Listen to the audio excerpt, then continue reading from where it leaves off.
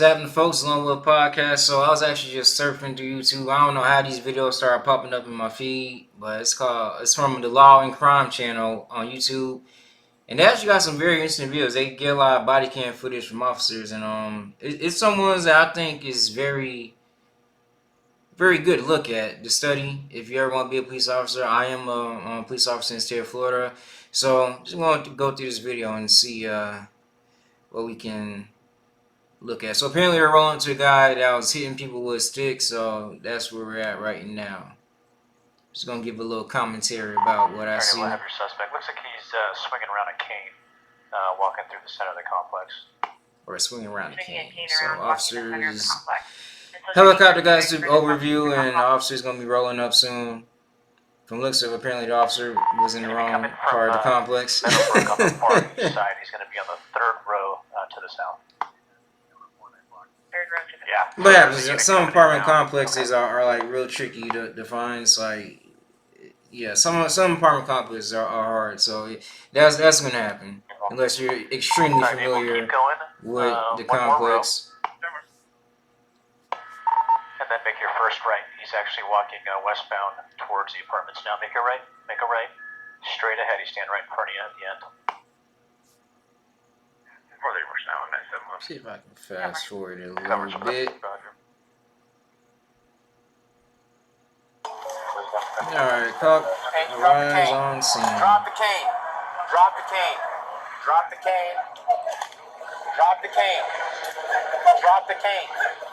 Drop the cane. Ma'am, stand back. Stand. So, clear, concise commands. Officer basically arrives on scene. Guy still has a cane in his hand. That can be a decent weapon. So he meets force with force, pulls out his taser. So, no issue with that. That's okay. He's about to get tased. He's going to drop the cane. Just drop it. Drop the cane. We got a call you're hitting somebody with that. That's the call we got. So drop it. Tell us your side of the story or you're going to be under arrest. Simple enough. So, well, two things I want to point out. Basically, I hate when bystanders come on the scene, even though she says her husband. It's like, yo, okay, we got a call for this. We didn't make this call up out of the blue, so we're here for a reason. So let us do our job, So give us a room. This is the guy we're here for. Yeah, basically the officer's like, hey, listen, let's get your side of the story, and that's it. Put the cane down because it can be a weapon, and let's get your side of the story. There you go. Turn around. Right now you're being detained. You understand that? Yes, you are. Hey, Don't do it. Now you're under arrest. Don't do it.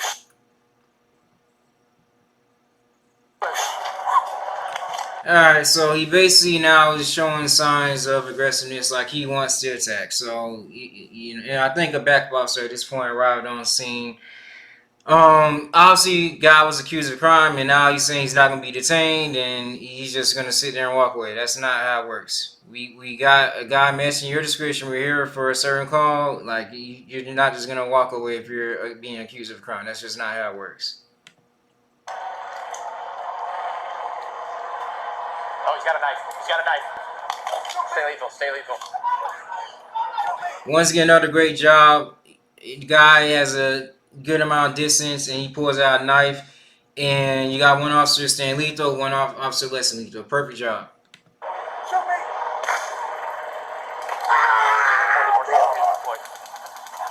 Got it off.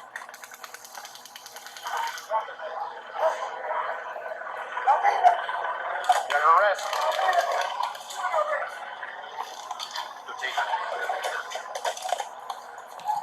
This is my critique. He did have a backup officer, and he was less than lethal.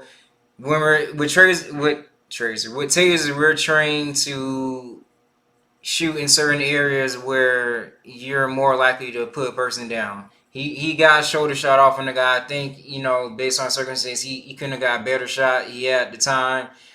So that's my only critique about this as of right now. I believe that, just the taser shot can be better. I mean, took the guy down when you shot him in the shoulder, but at the same time, that's not like the best error. But that's one of my small critique. And that's what he's saying. They found the knife at in the end. do it. Fast forward this again because you're already seen this. Oh, he's got a knife. He's got a knife. Go, Tased. Yep. Foot chase ensues. Alright, so I want to point out here, and just for anybody you want to be a police officer at some point in your life, when you're in a situation where you got to run around the corner, it's a little bit of a tense moment. You know what I'm saying? Because I'll give you two examples. One time I had a guy take off from me that basically something similar, like he was accused of punching the guy. Then I got him. He took off took off when he saw me. And he actually ran through a back door of a building that just happened to be open. So he ran through the back door, and immediately I put on my tasers and I started creeping around. You know, like some agents call it slicing the pie in training. But that's what I was trying to do. Is I'm like, I don't know what kind of, I don't know if he has any weapons on him, so I'm creeping around the corner, and just trying to, be safe. And then we had another thing. This is or another call we had. It wasn't involving me, but it was our gang officers. Basically, guy took off on them. He ran around the corner, and the guy actually stopped. So when our officer turned the corner, he actually shoulder bumped him, like And you got officer coming full speed, and you got a dude that's ready. Like it hit our officer pretty hard, and he actually had to get some medical attention after that. So yeah, running around those corners is kind of tricky. You just gotta be safe when you're doing it.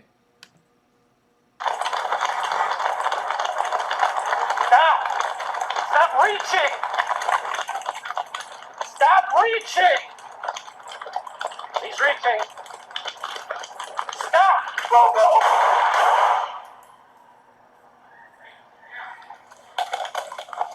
Okay, so it turns out, like in this video, the guy actually had a cell phone when he turned around and looked at officers, and so thank God, the officer missed his two shots, because this didn't have been another issue of, unarmed man being shot by the police. And so thank God he missed those two shots, and the officer was able to realize it was a cell phone in the end.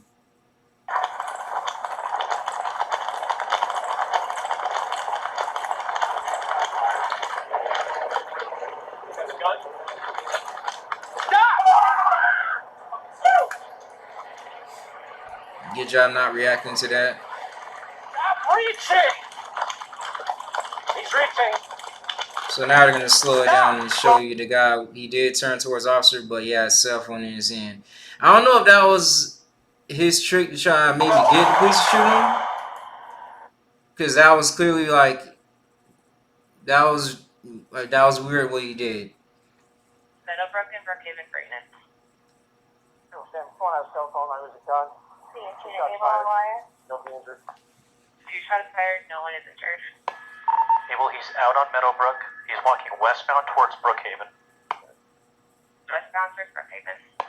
There's 3 officers. Yeah, I got 3 officers. Still uncooperative.